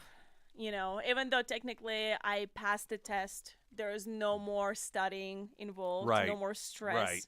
Just the ceremony, just the fun part, but I'm still waiting for that. It's like the graduation. It's like you pass the exam, but you're Okay, waiting sure. for graduation All ceremony. right, yeah, that makes sense. So did they give you any like document, like They official? give me a piece of paper, Okay. that says that you have passed the test, and this is the name of the officer, and that it's all official that she's recommending me to become a U.S. citizen. Very Okay. nice. So how's it feel? Nice? Yeah, yeah. So you got your red, white, and blue cowboy hat on. And, Yes. and, Yes, I look very American today. yeah, I look like 4th of July. Yeah, the gloves. You got that going. You got the beads. Yeah, all right. Yes, America. Well, that's exactly. I'm gonna go buy a gun now. Yep, there you go. You need to buy more than one. Go eat a hot dog, you know? Yep. And we talked about having something. I don't know whether it'll be one of our happy hours, but we'll do something where we can invite listeners to come. And, Absolutely. sometime around the ceremony. Yes. Yes. So, all right, well, keep us posted. Congratulations. Will do. Thanks, We're very, guys. very happy Yes, for we're you. happy. Thank you so much. All right, Springfield's Talk 104.1. I'm Nick Reed.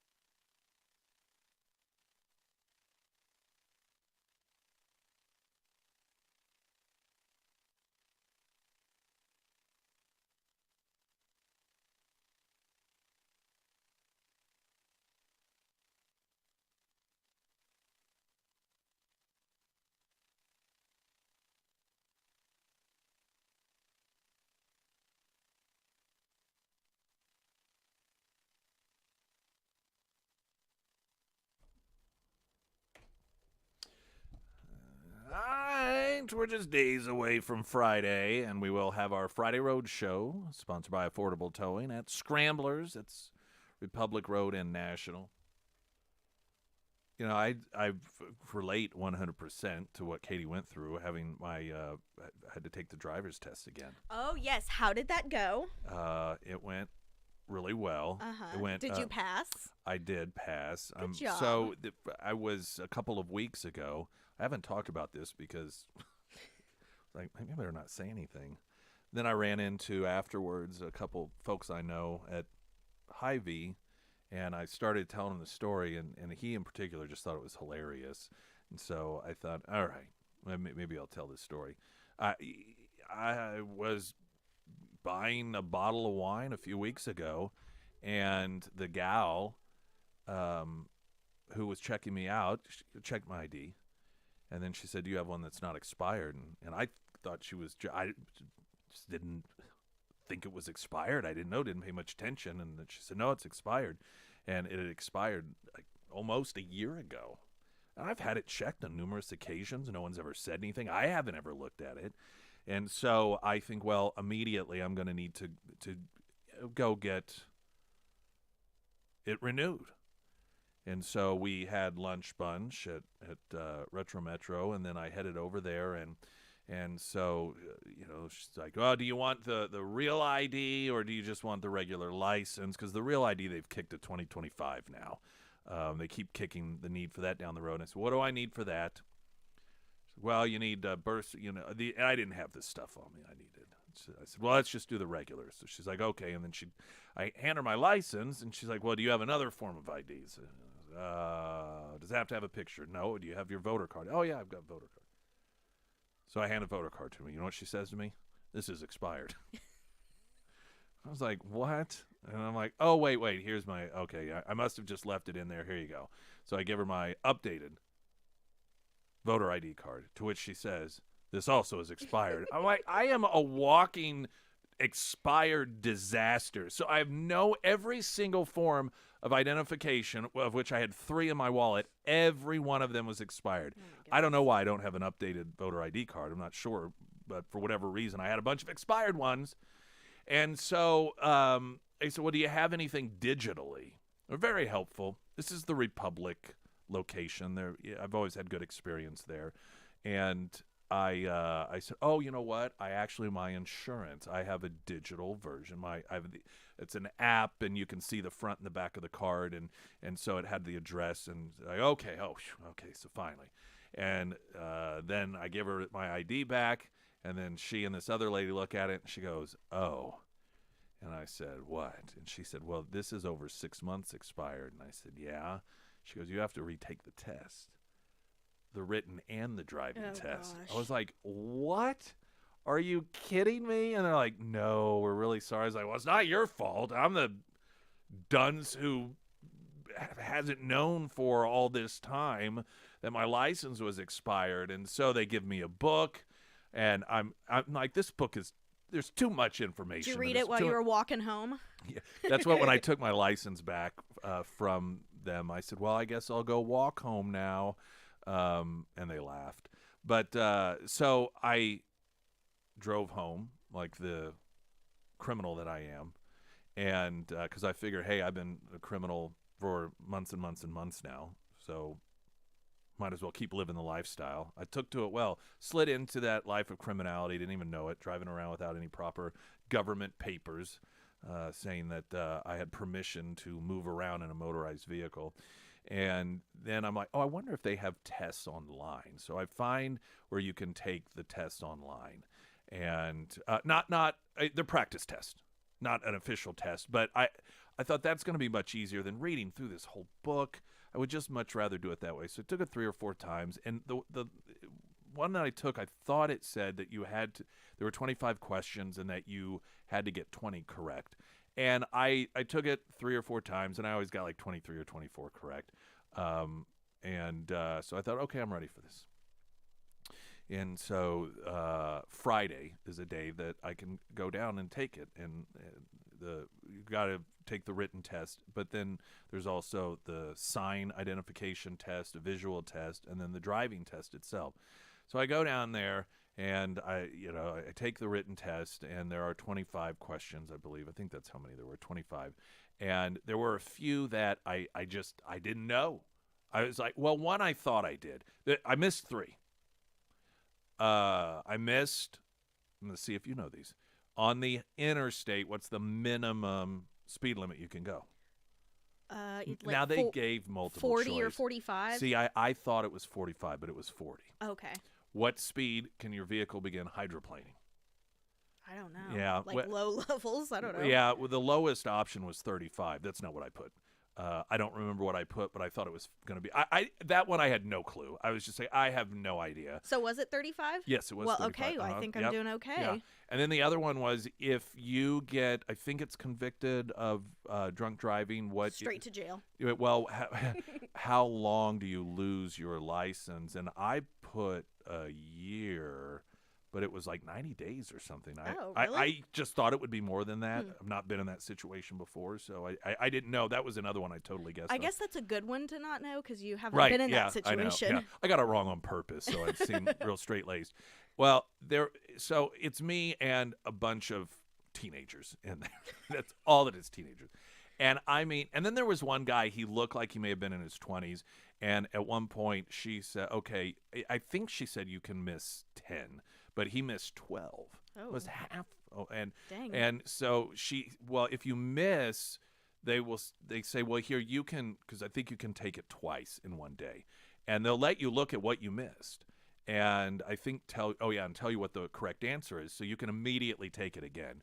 And the gal asked him, do you want to look at this and see what you got wrong? And he's like, I don't care, I'll just wing it again. And I thought, all right. I don't know how he did.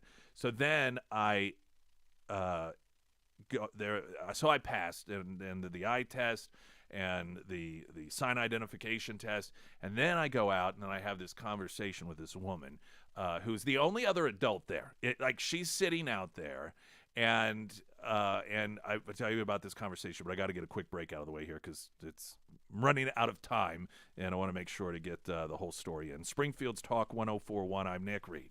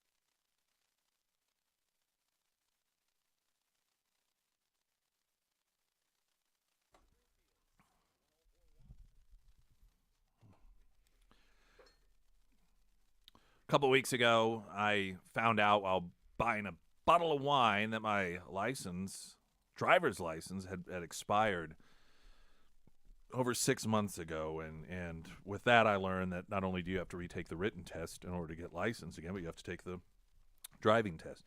And of course, my thought was, I've been driving all this time anyway. I mean, does that not count for something? It's not like I stopped. I didn't even know it was expired. So it passed the written test, and then they send you out in the little waiting area, if you will. And I'm sitting out there with a gal who is also an adult, and where it's just there's two of us, and then this girl who looks like she's maybe 14 or 15 sitting there waiting on someone. And after about 15 minutes, a young guy comes in that I'm guessing is her brother or boyfriend or something, and then what looks like his father also. And the kid says, "Come on, let's go, I failed." And so they walk out, and then the lady who is sitting there, she looks at me and she goes, "I'm getting really nervous because every single person who has come through here which is about 4, I think she said 3 or 4 or 5 or so, since I've been sitting here, has failed this test. She goes, now they're young. I said, are they all younger? She goes, well, all of them but one look like she was, she probably has been driving for a while. She goes, so I'm hoping that this is simply a case of inexperience and that I'm going to be able to pass this thing. And so she gets called out, and then they go, and it's just me, and then my highway patrol officer calls me, and then we get into the truck, and they have you do all this, without thinking, turn on this and turn off that, and your auto lights and everything. And so then we go drive around for a bit, and I passed. I got 91. Nice. She said the one thing I needed to do a better job of was checking my blind spots. I guess whenever I change lanes or something, I don't even know when. It's not anything that I even thought of. But yeah, 91. I don't know how good that is. It was enough to pass. Now, that being said, I immediately go to the DMV. And I'm like, okay, I'm here, and I'm going to get – and then I don't know. The lady, I did not see her again. So I didn't know. I wonder if she passed, what happened to her. Mm-hmm. And she was there getting her photograph taken as I was sitting there waiting. And so she clearly passed. And then when she was walking away, she did not see me. But as she's walking away, I kind of hollered out at her. I said, oh, I see you passed. And then she recognized that I was the guy that was there also to take the driver's test. And she laughed. She goes, yeah, I did. And I said, I got 91. She goes, I got 71. Oh. And so I don't know what it took to pass, but she said that she got a lot of points taken off because they ask you quickly. They don't want you to search for things, right? They're like left signal, right signal, brake, horn, defrost. That was one of them. But they also ask you to turn your headlights from auto to manual. And I just took where I knew the light was, and I just turned it all the way to the right, not knowing for sure if that was the case. But she kind of fumbled around, and she said that took off a huge amount of points. Wow. The one thing I wish I'd asked, and I didn't talk to the gal who did my test much, because one of the things that the booklet did say was don't talk to them. You're supposed to be focused, and they're supposed to be focused on you. But with the parallel parking, I don't have in the truck a backup camera. Do they? If you have one, I'm wondering, are you still expected to act as if you don't have a backup camera, or even the newer vehicles have the automatic parallel parking? Right, yeah. Are you allowed to use that? Are you supposed to demonstrate that you know how to utilize that feature and or do it without that fee? I don't know, and I didn't ask. I bet you can't because you're the light situation from auto to manual, so I bet that you have to do it yourself. Right. Yeah. Anyhow, I have a paper. Well, I'm glad version. You passed. I was I wasn't that worried about it, but there is always that thought in the back of your mind that, well, gosh, what if I just get a string of questions that I'm not familiar with, or what if I and you know what the book says? Under reasons, there are a number of the listing of like 5 scenarios in which you will not be passing the driver's test, and one of them is if you hit a pedestrian. I kid you not. That was if you hit a pedestrian, just so you know, don't bother asking. It doesn't matter how well you've done on the rest of the test. You are not going to be passing this driver's test. I thought that was – there were a couple of others I know that were really funny. If you hit a pedestrian. All that being said, I clearly know exactly what Katie was going through as she took her citizenship test. Very same similar. Thing, yep. Exact same thing. Same level of study and nervousness.